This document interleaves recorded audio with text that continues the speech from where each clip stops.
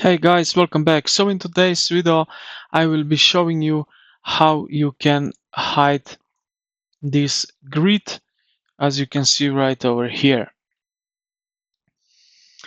So if you click somewhere around the object with right click on your mouse and then navigate to utilities and right over here to toggle grid, you will see GR right over here. The same thing you can do and then click it, and now you hide the grid. Also, you have button right over here next to this lock.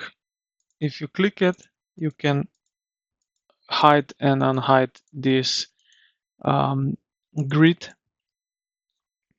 And that's basically it. I hope this video helped you out. If you did, consider to like the video and subscribe to the channel. Thank you for watching, and I will see you in the next